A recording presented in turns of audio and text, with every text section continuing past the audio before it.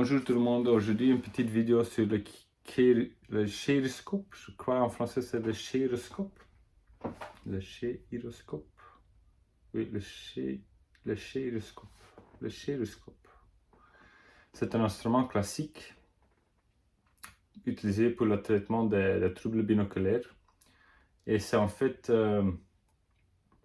c'est utile parce qu'il y a deux oculaires et un oculaire regarde ici la surface sur laquelle on installe une feuille de papier vierge et l'autre oculaire regarde ici le miroir qui reflète le cible là-bas.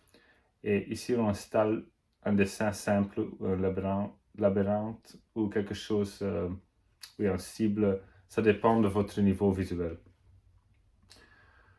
Et pour accomplir la tâche, il faut d'abord aligner les yeux d'une manière ou d'une autre, pas parfaitement, mais il faut avoir un peu d'alignement.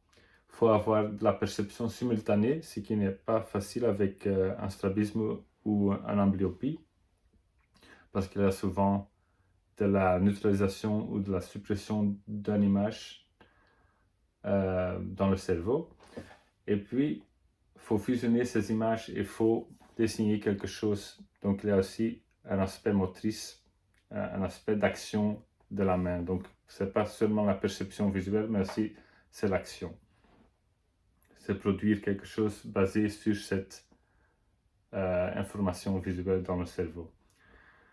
Et comment on utilise cet appareil? Donc, l'orthoptiste ou l'optométriste installe la feuille de papier et choisissent un cible approprié pour ce patient.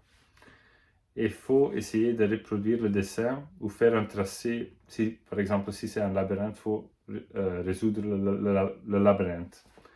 Mais si les mouvements des yeux sont saccadés ou si il y a de la suppression ou de neutralisation, oui, parfois, un des deux images disparaît, donc voilà, on ne peut pas continuer, ou chaque fois qu'on ouvre les yeux ou on recommence, ce que vous avez dessiné, ça a changé de localisation, parce que vos yeux, l'un par rapport à l'autre, se sont bougés.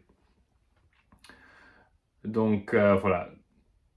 Si le patient ne fusionne pas bien et s'il y a une suppression, le dessin sur la feuille sera décalé, incomplet ou saccadé. Au fur et à mesure des séances, la précision du tracé et la fluidité des mouvements oculaires s'améliorent. Et cela indique une meilleure intégration binoculaire. Et c'est ça en fait l'objectif. Mais peut-être je fais encore une vidéo en faisant cet exercice moi-même, mais c'est pas pour aujourd'hui parce que maintenant je dois aller chercher mes enfants à l'école. Donc merci pour regarder et à la prochaine.